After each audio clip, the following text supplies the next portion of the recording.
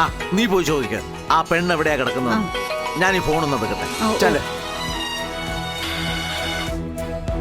ആ ഞങ്ങളിപ്പോ ആശുപത്രി വന്നു. അവൾ എവിടെയാ കിടത്തിയിരിക്കുന്നത് നോക്കിയിട്ട് തിരിച്ചു വിളിക്കാം. ഓരോ മെനക്കെടുത്തലുകളെ എന്ത് ചെയ്യാൻ പറ്റും? ഓ രക്തബന്ധമായി പോയില്ലേ. രോഹിണി 26 വയസ്സ്, ചാകാൻ കൈമുറിച്ച് ഇവിടെ കിടക്കുന്നെന്നാ ഞങ്ങളെ വിളിച്ചു പറഞ്ഞത്. അതിന് നിങ്ങൾ പേഷ്യന്റിന്റെ ആരായിട്ട് വരും? ഓ എന്റെ കൊച്ചെ, അവക്ക് ഈ ഭൂമിയിൽ ഞങ്ങളെ ഉള്ളൂ. ഞാൻ അമ്മായി വിജയമ്മ. ദേ ആ നിക്കുന്നതേ ആരെന്നറിയോ? ദാസപ്പൻ ചേട്ടൻ അമ്മാവനാ. ഞാൻ വരട്ടെ. അതിനു മുമ്പേ നീക്ക് കയറി ഇടപെട്ട അടി ഉണ്ടാക്കി കിട്ടാൻ പോകുന്ന കാശ് കിട്ടാതാക്കരുത്. ഞാൻ അവരെയൊക്കെ ഒന്ന് വിരട്ടി നിർത്തിയിരിക്കുക. ഇവിടെ ഈ പെണ്ണ് ചത്തോ ഇല്ലയോ എന്ന് നോക്കിട്ട് ഉടനെ ഞാനങ്ങ് വരും. അതുവരെ ഒന്ന് അടങ്ങി നിൽക്കാൻ നോക്ക്. ആ അവിടെ തന്തൻ തള്ളേ പണ്ടൊരു ഉരുൾപൊട്ടലിൽ മണ്ണിനടി പോയതാ. ബോഡി പോലും കിട്ടിയില്ല. പിന്നെ ഞങ്ങളാ അവളെ വളർത്തിയത്. അവളോട് ചോദിച്ചാ മതി, പറഞ്ഞു തരും. നീ നിന്ന് ചരിത്രം പറയാണ്ട് എവിടെയാ കിടത്തിരിക്കുന്നത് ചോദിക്കേ. എവിടെയാ? ഒബ്സർവേഷൻ റൂമിലുണ്ട്. ഐസിവിന്റെ അടുത്താ. ദാ അവിടെ. അപ്പൊ ചത്തില്ലേ? മനുഷ്യനെ മെനക്കെടുത്താൻ. നീ പാടി നോക്കാം.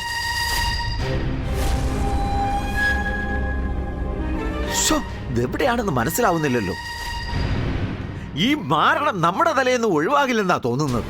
ഇനിയിപ്പോ കാശെത്ര ചെലവാകുമോ എന്തോ. ചത്തെങ്കിൽ അവിടെ കഴുത്തി കിടക്കുന്ന 2.5 പവന്റെ മാല കിട്ടുമല്ലോ എന്നോർത്താ ഞാൻ വന്നത്. ഇതിപ്പോ കണ്ടറിയണം.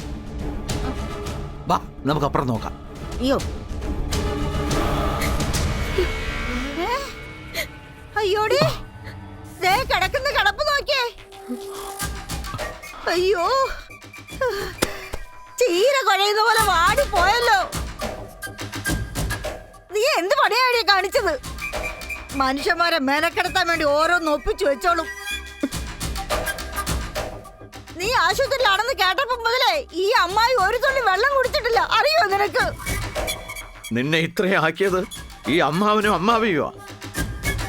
ഇങ്ങനെ ഓരോരോ വിവരക്കേട് തോന്നുമ്പോ അതങ്ങ് നാട്ടിൽ വന്ന് ചെയ്തിരുന്നുവെങ്കിൽ ഞങ്ങൾ ഇത്രയും ദൂരം ഓടി വരണമായിരുന്നു. നിനക്കൊന്നും ജീവിക്കാനോ ഗതിയില്ല. നന്നായിട്ട് മരിക്കാനെങ്കിലും അറിയണ്ടേ? അയ്യോ എന്റെ മുക്കോട്ട് ഭഗവതി താഴെ. നിന്റെ കഴുത്തിൽ കിടന്ന് 2.5 പവന്റെ സ്വർണ്ണമാല എവിടെ പോയി? അതും വിറ്റ് തൊലച്ചിട്ടാണോ നീ കൈയും കാലും വെട്ടിക്കേറി ചാവാ കിടന്നത്?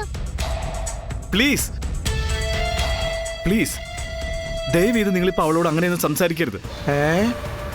അത് പറയാ നീ ആരാടാ? മനസ്സിലായില്ലല്ലോ. ഇവൾ ഇത്രയും കാലം കഷ്ടപ്പെട്ടതിന്റെ ഏക സമ്പാദ്യമാ 2.5 പവന്റെ മാല. അത് ആരാ അടിച്ചു മാറ്റിയത്? അത് ചോദിക്കാൻ പാടില്ലെന്ന് പറയാൻ താൻ ആരാണെന്ന് മനസ്സിലായില്ല. എന്റെ പേര് വിനയചന്ദ്രൻ. എന്റെ സ്ഥാപനത്തിലാണ് രോഹിണി ഇപ്പൊ ജോലി ചെയ്യുന്നത്.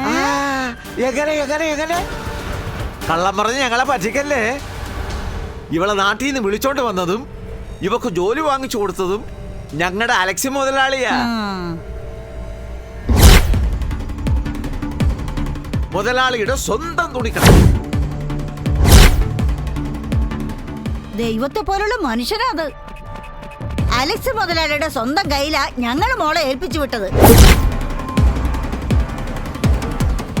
മോളുടെ കാര്യം നോക്കാനേ വേറൊരു വിനയനും ചന്ദ്രനും ഒന്നും വരേണ്ട ഒരു ആവശ്യവുമില്ല. അപ്പൊ നിന്റെ നാവ് പൊന്തു അല്ലേ? കൊള്ളാം. കാര്യങ്ങളൊക്കെ അലക്സി മുതലാളി എന്നോട് പറഞ്ഞു. അതെ, മുതലാളി പറയുന്നതിനപ്പുറം ഒന്നും നടക്കില്ല കേട്ടോ.